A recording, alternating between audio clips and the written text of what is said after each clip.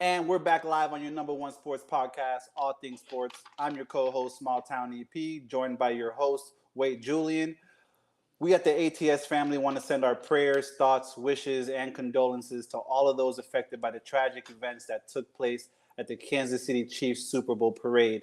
Another mass shooting claiming the life of one and injuring countless others, a number of children amongst them.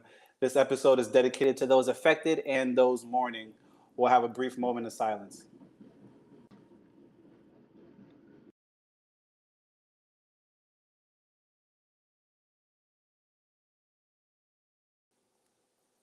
Not the way we want to start the show, and it's always hard to just jump into sports talk right after something like that. But there's a couple things to get into, so let's get right into it, Julian. Kyle Shanahan held a press conference after firing defensive coordinator Steve Wilks one season after hiring him, stating that the mix between the defensive scheme and the team just wasn't meshing.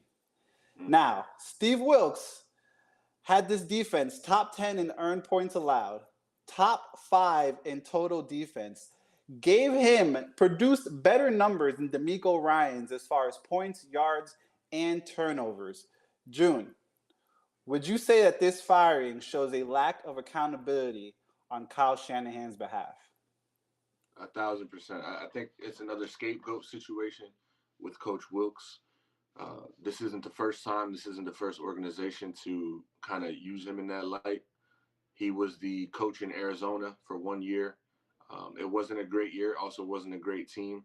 Understanding, I think that they wanted to go with, I think it was Cliff Kingsbury was his replacement, and you could kind of see why they would do that. Fit the new quarterback, but then he goes and interns.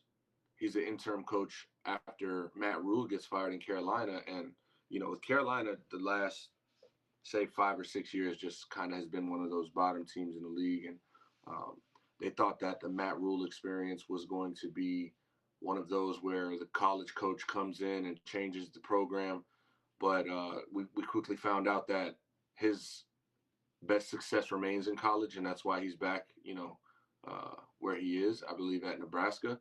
Um, and then now we see after a Super Bowl loss, which, there's like that salty feeling. I'm sure that there's a lot of frustration um, coming out of that loss. But to look to the defensive coordinator and think that that was the issue, you mentioned it as far as D'Amico Ryans last year, and he, got a head coaching job. He went on to better, right? And we saw him as a coach of the year candidate this year, taking a team from worst to first, if you will, almost. And,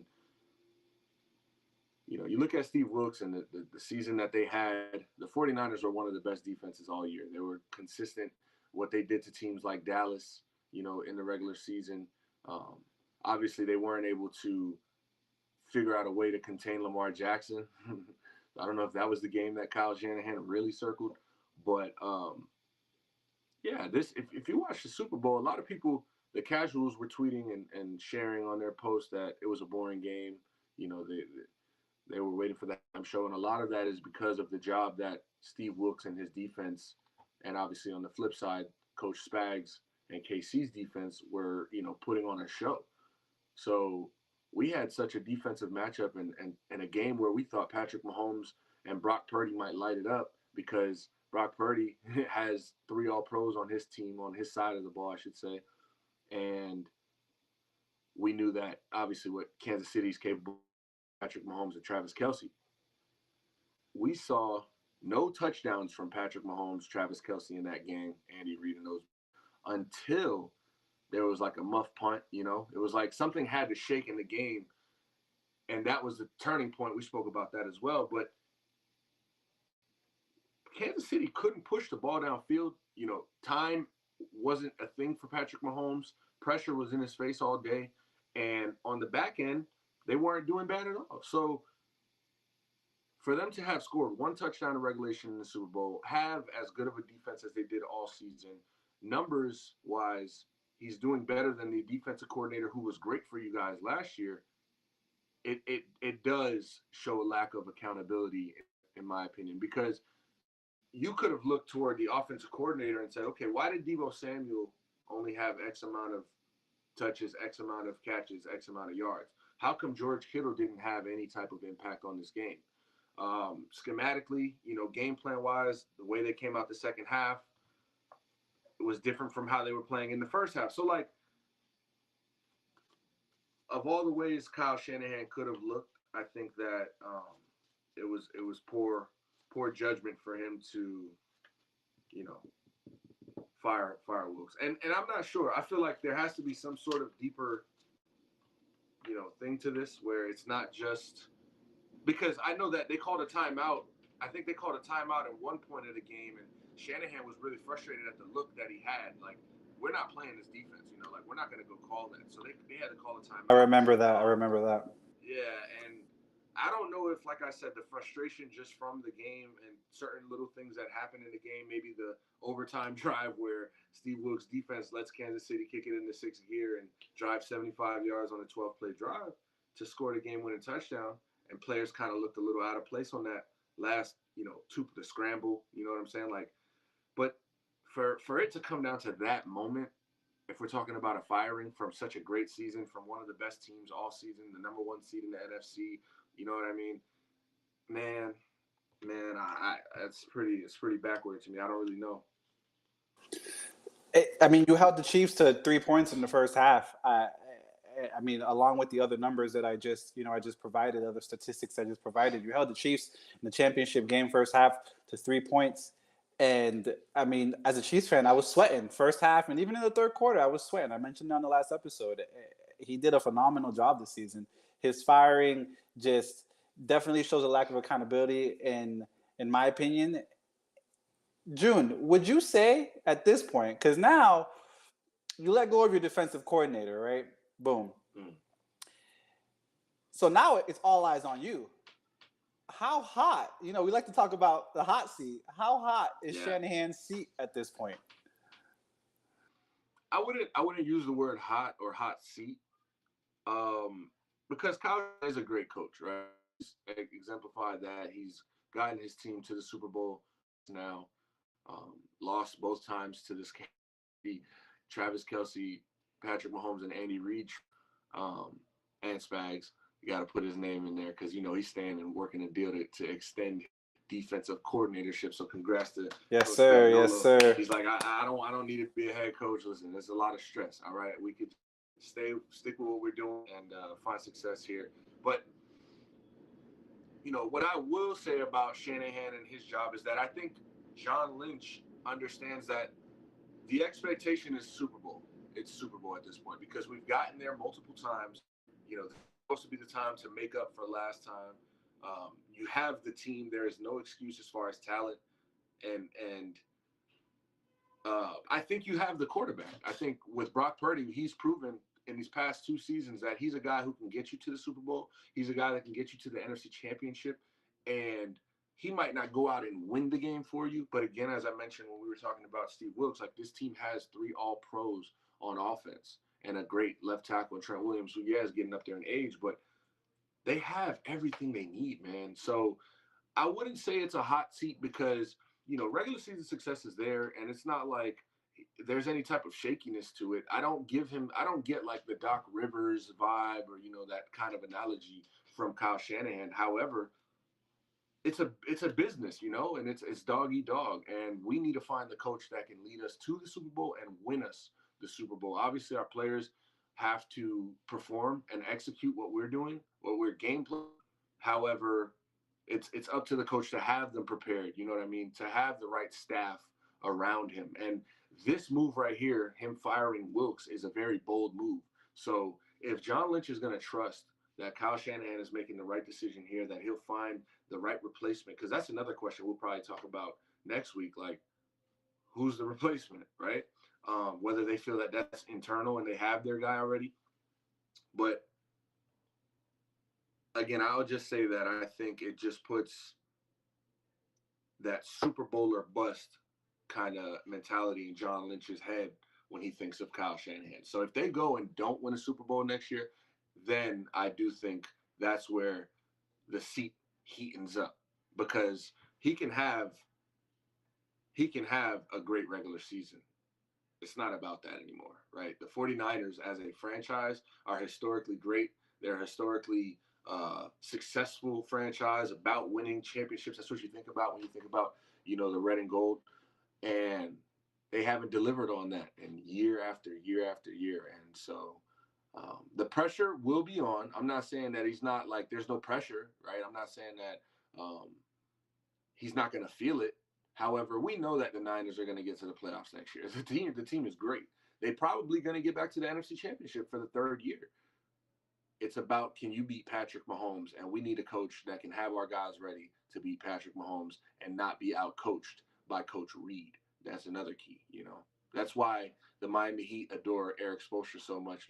They don't focus so much on the talent that's on the roster. Like, we'll get this group of guys here. We got the coach that's going to outrun circles or run circles around, your coach Missoula, your coach Rivers, your coach Budenholzer. So your coach Nick Nurse.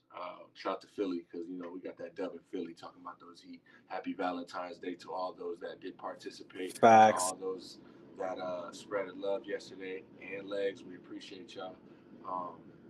Yeah. Oh man, yo, that was a good one. That was a good one. I like that. All right, so what we'll do is we'll take it over to the NBA. As you can see in the scroller up top, there's no more NFL lines. There's no more NFL teams. There's no more matchups in the NFL no more. So we will transition to the court where the basketball is played. Yeah, man. Right? There's only 3 games tonight. We're on the eve of All-Star Weekend, Yep. June. There's only 3 games tonight. So I was like, you know what? In spirit of the All-Star break, we can just kind of, pick who you think is going to win tonight in these 3 games, right? So we got first up in about an hour and a half or some change. The Milwaukee Bucks are traveling to Memphis to take on the Grizzlies. To take on the Grizzlies. Yeah. Giannis and company. Milwaukee are 12.5-point favorites. That's like 5 possessions damn near. Yeah. 12.5-point favorites on the road in Memphis. Who you got in this game and why? I got the Bucks. This is a team that has been struggling since they did that little kumbaya dance on the court in circles. But more so after they fired Coach Griffin, hired Doc Rivers, they've lost fourth quarter leads. They haven't been able to compete with teams, and they've also lost close games. They have to figure it out tonight. It's a Grizzlies team who isn't good this year. That's just, quite frankly, they don't have their star player. He missed most of the year from the gun suspension, and then now he's got the, if I'm not mistaken, shoulder injury that has him out for the rest of the year. So you can't. Are they home? No, in Memphis, on the road in Memphis. Not that I was gonna say, not that it really, really matters, but yeah, you can't lose to this Memphis team. If you're the Bucks and you guys are the championship destined team that Bucks fans and a lot of NBA fans claim that they can be, you gotta prove it in nights like these. Like, that's the difference between like true contending championship pedigree guys or teams, I should say, where, man, you don't lose to teams like Memphis. You know what I'm saying? I don't care if it's an off night. I don't care if it's, we just did a back-to-back. There's no excuse to be losing to a team that's under 500, let alone a team that sometimes doesn't even have a lineup that people are familiar with, and this is no discredit or disrespect to Memphis. It's just the harsh reality that they're having to deal with due to injuries and things like that this season, and suspensions. So I just keep wanting to refer to that gun suspension because, man, how silly could you be, But that's in the past now. The Bucks got to win this game. Giannis has to, put his imprint on this and show that he is a league MVP candidate or a type player. He's not really gonna probably win this year, but man, how about this? If the Bucks find a way to lose tonight, what do we talk about the next time we see each other? Because you're not going to fire 2 coaches. Right? I think Doc Rivers has got the secured secure job throughout the rest of the season, no matter what happens here. But losing games like this and then short of a championship, that'll get you out of town real quick. So Real quick, as they say. Next up, 9 p.m. Eastern Standard Time. The Golden State Warriors, who are on a bit of a hot streak right now. I believe they've won 6 or 7 out of their last 10 games since Draymond's returned.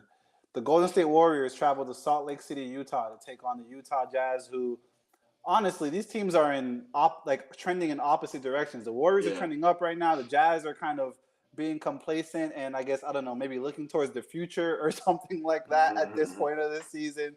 Golden State, short line, Golden State -2.5, which personally, if you're scared to go to church, take Golden State money line on my end. If you want, a little right. bang for your buck, take Golden State -2. What do you got, June? I got I just think there's a lot going on in Golden State right now, and obviously Klay Thompson has a lot to do with this. Last night, I believe it was last night. I mean, he took a foul. Did they play the Clippers last night? Can we confirm that the Warriors played the Clippers last night? I It was believe that they did. The Warriors did play the Clippers last all right. night where they Yeah, they lost lost 130 probably to like a 125. six. 5 point game. Exactly. Five-point game or so. So there was a situation where, forgive me for butchering the name, but Puzinski, the rookie two guard who's kind of like taking Klay's spot. This is also, now that I'm really thinking about it, this is the kid that took Klay's spot. He hits a three and they go down three, right? They go down three, 126, 129, and whatever. It was a situation where they went down three. As soon as he hits the three, there's a bit over 30 seconds on the clock, right? So you have a chance to stop and score, and you can game up. You can, do and then try to play the foul game, whatever. The game is still in your hands in the sense that if we get this stop, we can control our destiny. As soon as Puzinski hits the three-pointer, you see Steve Kerr on the sideline saying, like, don't foul, don't foul, don't foul, D up, play defense. And as soon as they inbound the ball to Russ, Klay Thompson commits the intentional foul. And everybody's just looking like, first of all, what the hell is wrong with you, bro? Like, why would you put him on the line to go up 5? We just cut the lead to 3. All we needed was a stop. And so Klay Thompson, being the vet he is, being the champion that he is, and having the experience that he does in many big game moments and playoff settings, and having played, all rounds of the playoffs through most of his career, like, that's a credible move right there. And I don't know if that's like some spite, some sort of like on purpose, I'm going to act dumb about it. But the Warriors are just in a funky spot, and it has a lot to do, in my opinion, with the energy that I think Klay Thompson is kind of hanging around with that within that locker room. So I know that you're mentioning that the Jazz are, I guess, trending downward. I think they're a competitive team. They play hard. They're not the most talented team, so it's tough for them to find wins all season. But guys like Markin and guys like Sexton and Clarkson, I think they get the job done tonight. I think they do, and I'm gonna take Jazz money line on that one, and it has more to do with like the culture in the locker room right now in Golden State. There's a lot of unanswered questions and shaky business going on. Yeah, I can see Utah wanting to end, this pre-All-Star All-Star break game on a high note, of course, after, trending, like I said, downwards a little bit. I Yeah. like that. Hey, one of us has to be right, one of us has to be wrong if we're on the opposite side. There you So go. that's what it's all about here at the ATS Pod. And then we'll go to the last matchup of the evening. Minnesota Timberwolves go to Portland, Oregon, to the Moda Center to take on the Trailblazers. Minnesota 9.5-point favorites on the road. Who you got at the Moda Center tonight, June? So obviously the Timberwolves got to win this game, right? This is the best team. This is one of the worst teams in the league.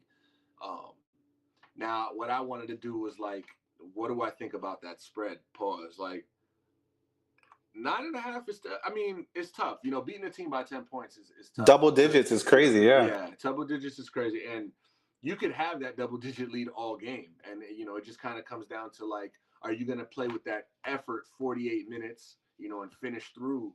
Um, Not in the sense of trying to cover any type of spread or anything, but just in the sense of we got this game won. Are we going to keep the pedal to the metal and really impose ourselves, or are we going to kind of coast to the finish because we have such a big lead?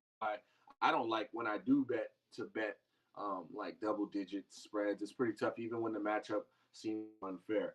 That being said, I do think the Blazers will cover. It's a young team who isn't, you know, as talented as they can be. Their GM is the worst in the league. He's a scumbag. That's Joe Cronin, by the way. Um, and the Timberwolves, the thing about them, they as good as they are and as good as they've been all season and consistent, there are moments you still see the inexperience, you still see the immaturity through that team. So I wouldn't want to just bet my money saying they're going to win by 10 points against a bad team. I think that they'll handle business for sure, but and they can. I'm not saying they can't. I wouldn't put my money on that. So I think the Blazers cover, but we'll do Minnesota Timberwolves money line. It's crazy to see Minnesota top in the West right now. Just you know, like really doing their thing, and they've figured out what works for them. And obviously, a rising star like Anthony Edwards will get you there. You mentioned a couple of things that I want to touch on with this matchup. One being the inexperience, I think you mentioned, or I think you said the lack, a little bit of maturity Yeah, as far as basketball goes, right? yeah, And I could definitely agree with you there. And you mentioned that you can hold a 10-point lead for the entire game and then come around the last 12 minutes of the game in that last quarter, things start to look weird. I think that's where Minnesota is most vulnerable, is in that fourth quarter when the game is close and your players are gassed, and now we're relying on rebounds from Gobert and Anthony Edwards playing hero ball. No, this respectfully, of course, because he is an all-star. He is him. But when you start relying on, one player to score and another one to get you boards, and you got three other players yeah, kind of ball watching, for lack of a better term, yeah, that 10-point lead can dissipate. I would definitely say take Portland plus the 9.5. If I'm a gambler. If you want to tease them down, put them in the parlay, tease them 5 points to like 14.5. I don't think this is going to be a crazy blowout. At the end of the day, these are humans, and it's time for a little break. It's time for vacation, as they say. yeah. Yeah, these teams might be cool, a little too cool going into the break. Anthony Edwards might have his mind on Indiana already. You know what I mean? So it's definitely not something you want to play with if you're talking about 10 points. And also, just going back to your point, how you piggybacked off what I said is the lack of maturity um, in a basketball standpoint. I think that it shows, like in a game where Carl Anthony Towns scores 70 points. You're the best team in the West. And your second best player scores a record number, and you lose. You know what I mean? Like, I get Booker scoring 70 versus the Celtics in 2017 or whatever the case. That Phoenix Suns franchise at that point was very much a joke. And the fans used to go to the games and beg the owner to sell the team. Yeah, I could see where, a star player can just go off for 70-point game. But having the better team 9 times out of 10 each night, having your second best player on that team score record-setting numbers like 7 points, and then losing that game, and then your coach calling you out personally in the post-game presser after you just made history, it's the shit like that you got to look at. And that's why I don't really consider Minnesota a serious championship contender, because I do think they are a championship contender. They obviously have held it down for this point of the season, over half of the season. We're in February. And I think that they'll finish a top 3 seed in the West. But in the playoffs, when shit slows down, every possession matters. We're going to notice, the series teams. And Denver is like a great example of a team that's just consistent in how they come out and game plan, come out and perform and execute night in and night out. So Before we move on, we're about 25 minutes into the show tonight. I do want to apologize to the viewers that are viewing this or are viewing this after the fact on YouTube. The scroller wasn't right for the first like 10 minutes. I apologize. It's all Production good. kind of slipped up on that, but we back, we good, and we're here. Like I said, we'll take it to All-Star break. And you know what? I Yeah. told you, June, before we started, I would let you carry this, but I'm gonna keep Yeah. going because I've been looking Ooh, at a couple things. you've been cooking though. No, you've been cooking. That's what it is. All right, you know what? If I stop now, We're gonna start off with the celebrity game for this All-Star oh weekend. shit. That I thought I'm looking at this lineup right now, and I'm like, yo, this is actually very interesting because you have Team Stephen A versus Team Shannon Sharp, Shay Shay. right? Shay Shay Shay. Shay, right? Now, Stephen A's team coaches are going to consist of course, Stephen A, Lil Wayne, and Aja Wilson. Oh. Wow. Wow, Talk wow, about wow. talk about three goats. Facts. Big facts. And then you look at the lineup, right? You got Adam Blackstone, who, if I'm not mistaken, is a reporter for ESPN. You see him on PTI Yeah. and around the horn and things like that. Yeah. Natasha Cloud, not too sure. Wait, Adam Blackstone? Yeah, Adam Blackstone. Nah, that's Kevin Blackstone. Oh, I'm tripping. Yeah, I'm tripping. Shout I'm out tripping. to Kevin Blackstone. It's all good. I was like, I thought it was too, but I'm like, wait, nah, he ain't no Adam. Natasha Cloud, Jennifer Hudson. That's cool. Shout out to Jennifer Hudson, world-class R&B singer, hell of a voice. Tristan Jazz, AJ McLean, Kwame. I don't want to butcher this last name. Onwachi, Jack Ryan, and last but not least, I think this player should not be allowed to play in a celebrity game. Meta World Peace. Bro, you're an NBA champion. You cannot play in a celebrity game, sir. Wow. Hey, am I getting camera issues on your end? Do you see any camera issues? If you can't, just keep up with let me know. It should be fine we're good. now. Okay, it should be fine. Yeah, we're good. Meta World Peace is funny. I don't know if historically they do an ex-NBA player all the time. I'm not sure that they never have, but that is pretty funny though. That is pretty funny. Who's Team Shay Shay? So on Team Shay Shay, we have. I'm not gonna lie, I haven't heard Team Shay Shay yet, but that lineup don't scare me. I ain't gonna lie. Stephen A. Smith got the coaches, but he ain't really got the lineup. So let's hope this lineup for Shay Shay looking like Jason Tatum or mine. You know what I'm saying? I'm not gonna lie. This Shay Shay lineup is star studded. So you got, of course, Shannon Sharp as a coach. I know my boy Kai Cenat in that lineup. So Kai Cenat is in that lineup. So we got Shannon Sharp as a coach. We got Curtis 50 Cent Jackson as a coach, which is, yo, it was funny because now you saw him recently with the jacket. I forgot whose show he was at. I think he was with Millie's, Boston rapper Millie's. Yeah, he was at some show. At the Celtics. No, he was at the Celtics game. At the Celtics game, facts. So he had the FanDuel patch on the jacket and the DraftKings patch, and now you're a coach in the Celebrity All-Star game. Interesting. I see 50 continuing to play 50 moves. 50 got the NBA bag coming. Hey, and your boy's a coach, bro. Peyton Manning is a coach for Team Shay Shay. So the lineup consists of. No, you're good. What's up? Shay Shay, Peyton Manning, 50 Cent. All right. I mean, listen. Wow, I like how they did that. I mean, they got. If not the next GOAT of the WNBA in Aja Wilson, who she has, a big chance to be the greatest of all time, or she's already definitely one of them. Peyton Manning is the, arguably one of the greatest quarterbacks of all time, top 3, top 4, however you want to split it. You got one of the greatest rappers of all time, Lil Wayne, and then counters that with you could say one of the greatest rappers of all time in 50 Cent, but just out from what he's done in music to TV to business ventures and what he's become from where he comes from, he's a GOAT in that regard. And then, obviously 2 of the biggest guys in media right now, Stephen A. Smith and Shannon Sharp. So I like how they kind of mirrored those looks there. And now go with the lineup.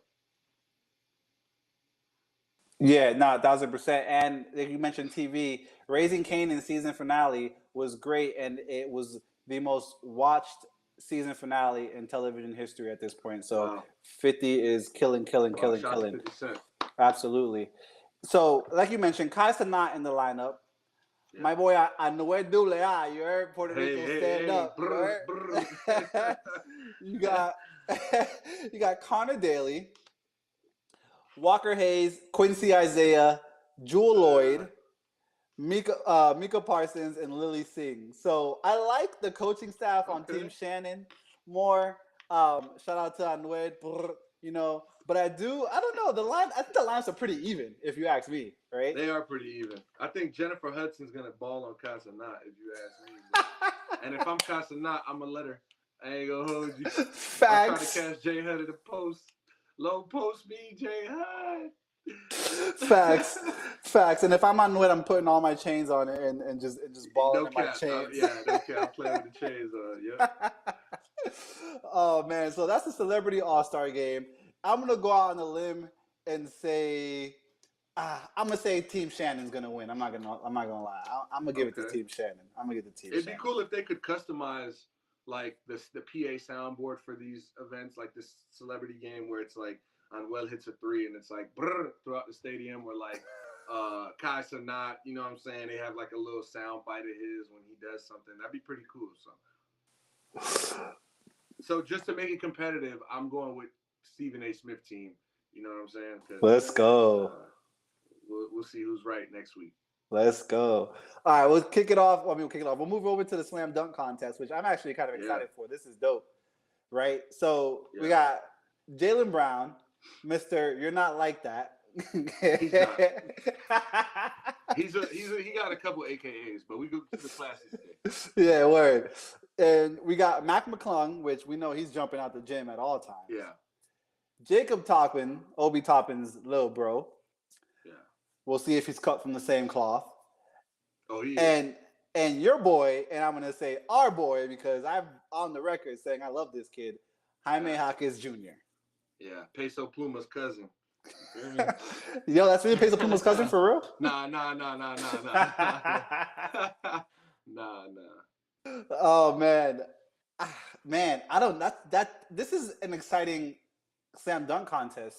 I don't see Jalen Brown making it out of the first round, bro. Me neither. He's really not like that. Like, You're not like that. yeah. It's always fun to see the rookies, in there because they got nothing to lose, so they're going for the gusto, as they say. They're going for broke. And then I mean, Mac McClung from Texas Tech to the NBA to the slam dunk contest, we know what he does. Yeah. Who you got first place and runner up? So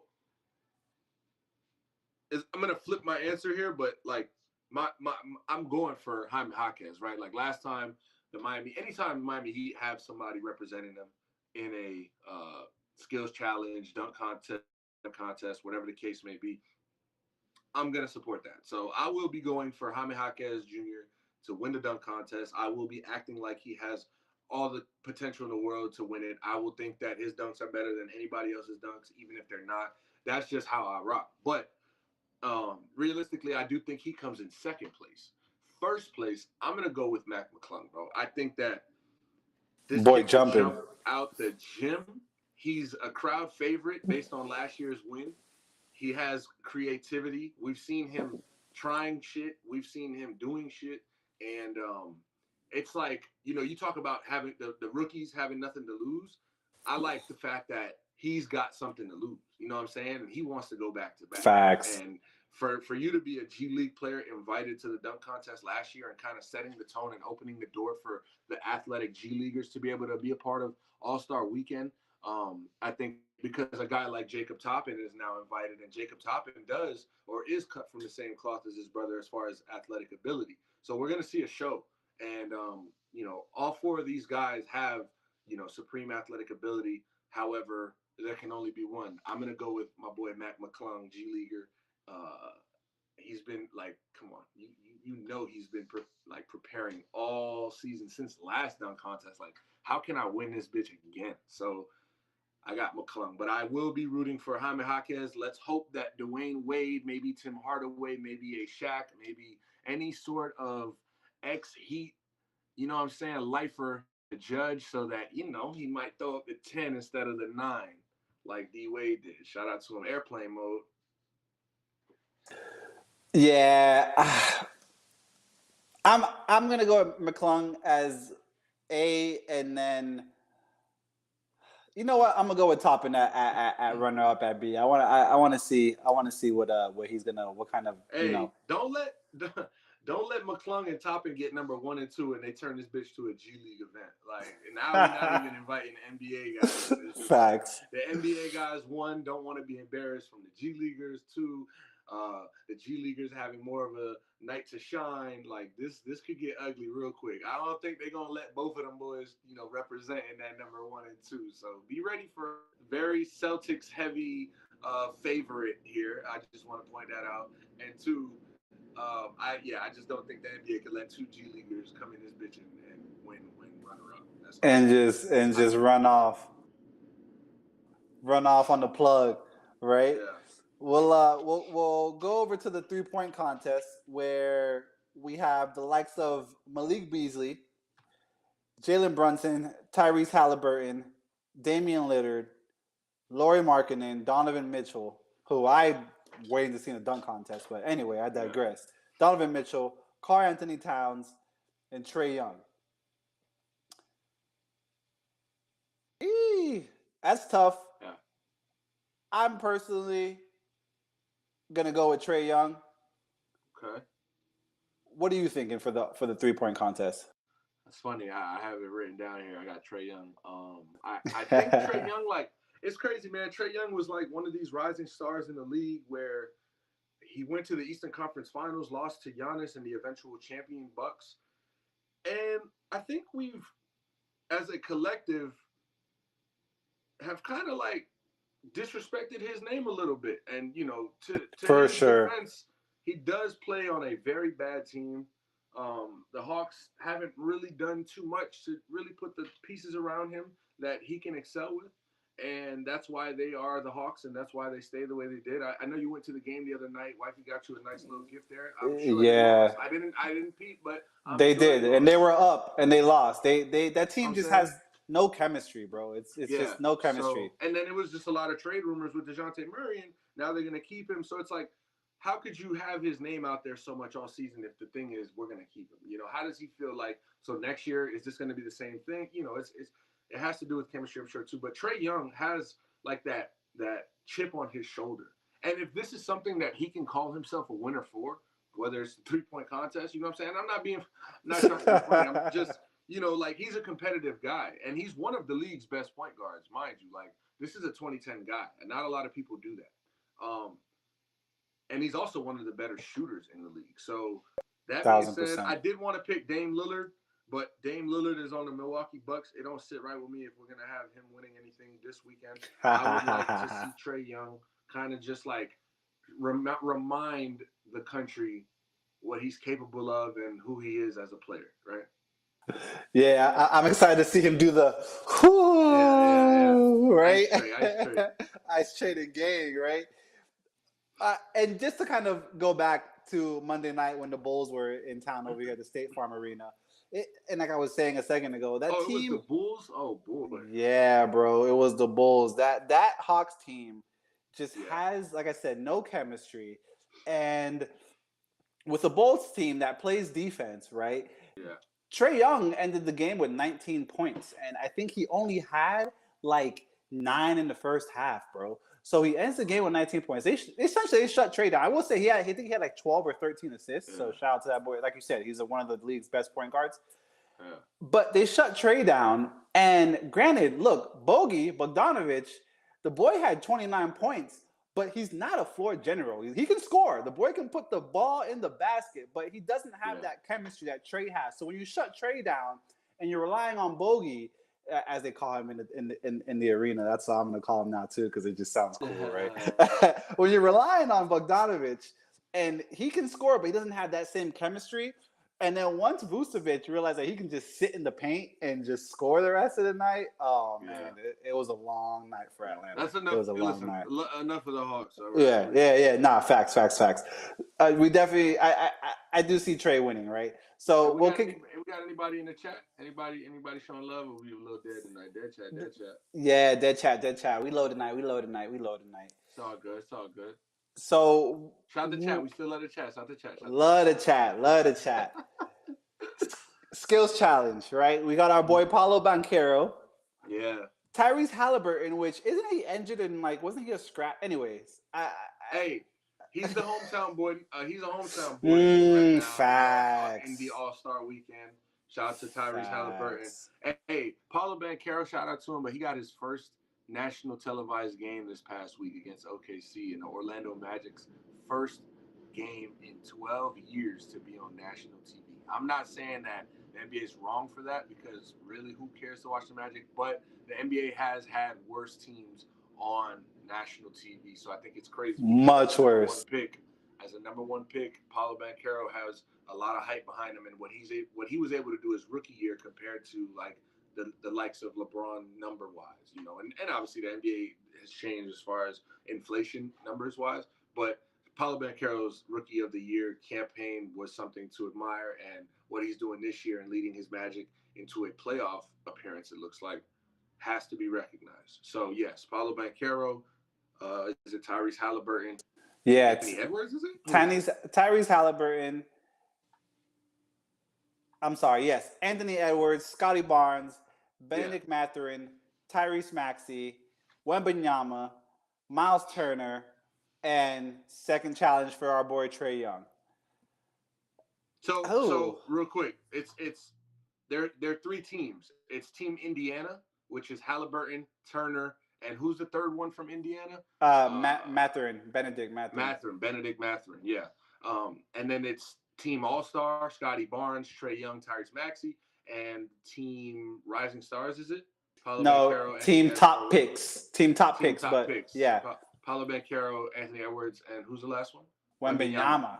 Yeah, so this is going to be a good one. I'm going to go, okay, so I picked Team All-Star, Scotty Barnes, Trae Young, and Tyrese Maxey.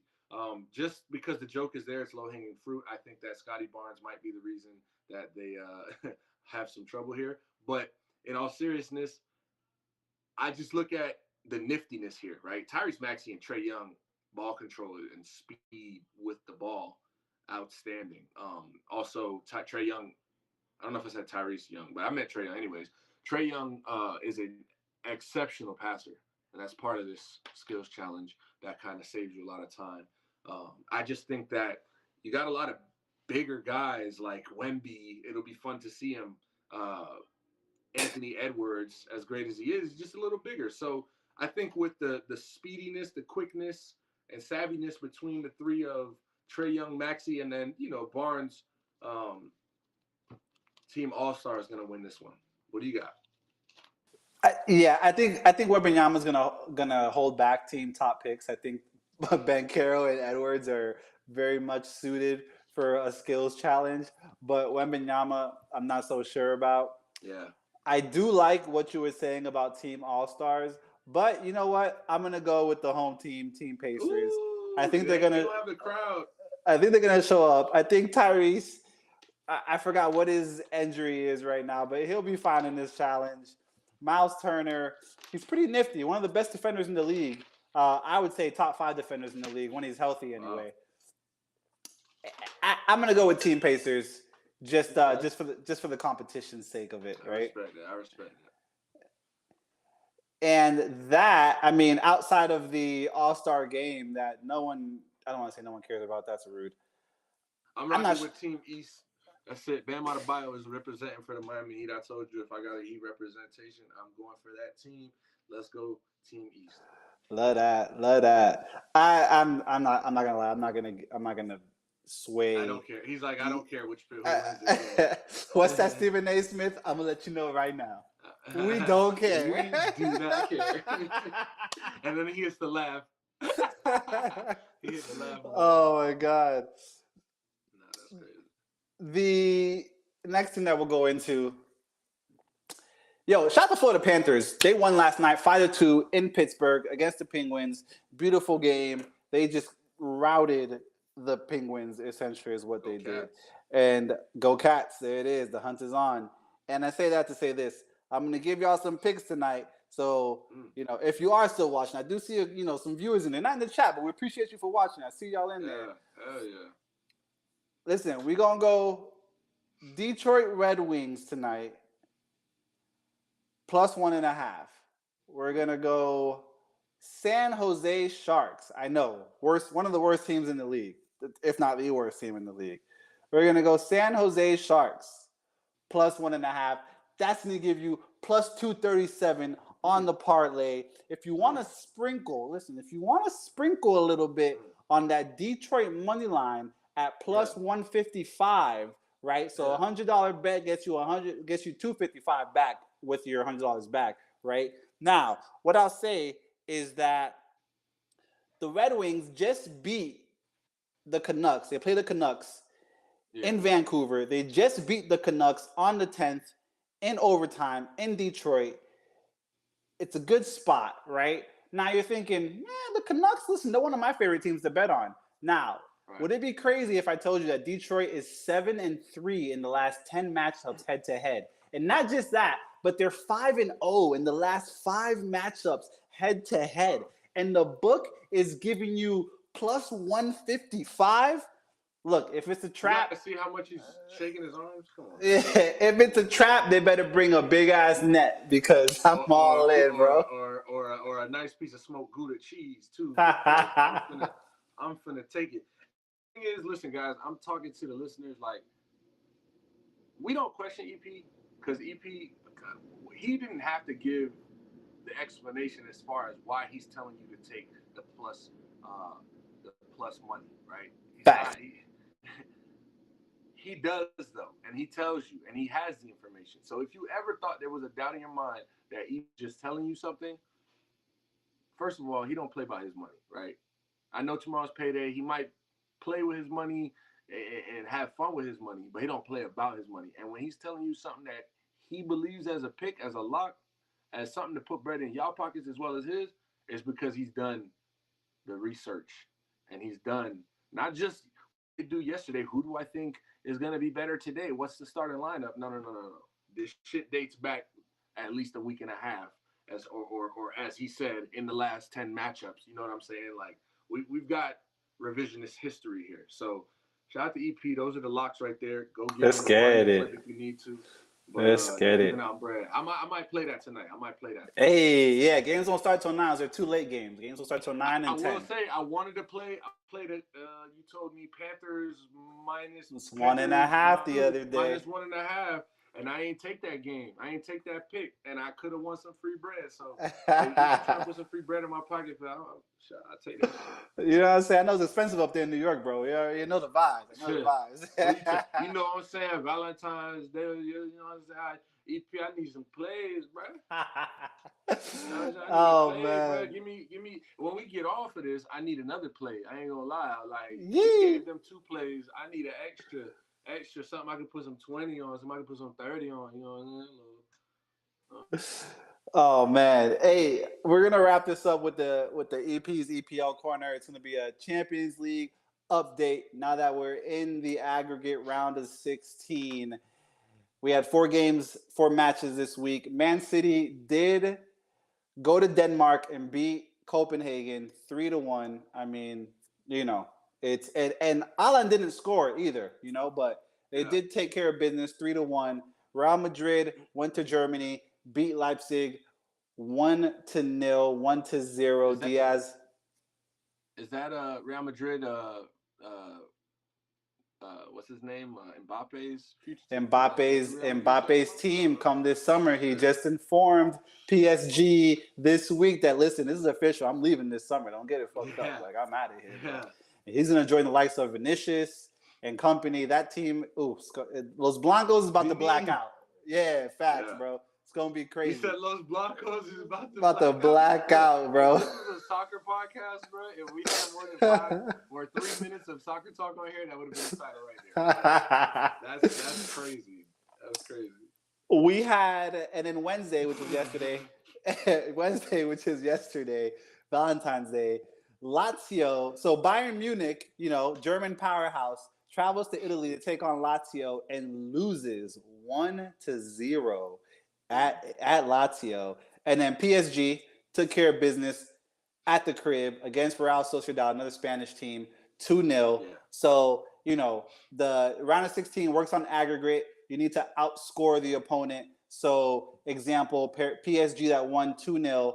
Next game, the second leg, Real Sociedad needs to either win by 2 to go into extra time and impossible penalties, or win by 3 to advance. That's how the aggregate works for those. That's that crazy soccer shit, right? That's that crazy Coach, soccer this some shit. bullshit. Coach, we won. Coach, we got 4.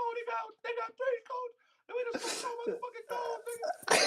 Hey, bro, y'all really got y'all ass glued up last time. Facts. Y'all should have won, bro. Y'all should have won. Listen, ladies and gentlemen, boys and girls, children of all ages. This was your Thursday night All Things Sports podcast, consisting of, a little NFL wrap up as the season wraps up right now. Yeah. NBA talk, All-Star break is here. Can I say one thing? Two things. Of course. 2 things before we get out of here. I had an inkling that you were gonna ask me, so sorry if I cut you off, but I just wanted to make sure that we do acknowledge Shaquille O'Neal getting his jersey retired in Orlando, which feel how you feel about it, for better or for worse, whether he deserved it or not. He's one of the best players the game has ever seen. And, question it with your daddy if you want. Also, Caitlin Clark. Caitlin Clark, this is the best college basketball player we've ever seen on the women's side of things. She will set women's college basketball history tonight at Iowa. They're playing Michigan tonight at 7 o'clock. I think the game already started or so, but she just needs 8 points. She might already done hit 3 threes and got 9 now, but nonetheless, Caitlin Clark will be the women's basketball all-time leading scorer for college. So shout out to her on that note. And she's going to be the number 1 pick of the draft. And I think the Indiana Fever have that pick. So look forward to her in Indiana. Also, I had Caitlin Clark. Yeah, I don't know. Oh, she's going for, a national championship. That's really going to be the storybook ending here. Last year, it was Angel Reese's turn. She was, the face of, she was, the poster child, deservedly so.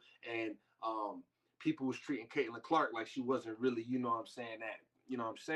But Caitlin Clark is really what Stephen Curry is to the Warriors in the league, and how he transcended the game, and how we look at it totally different, and how kids now play at his pace, is what Caitlin Clark is for little girls in America, watching her with the competitiveness, the fierceness, the shot-making ability, the shot-taking confidence, and just overall aura. I'll give it to her. You got to. And that game actually starts in 10 minutes, so I'm actually going to tap into that game too. I want to watch history be made. Absolutely, 1,000%. And just like that, ladies and gentlemen, boys and girls, children of all ages, this was Thursday night.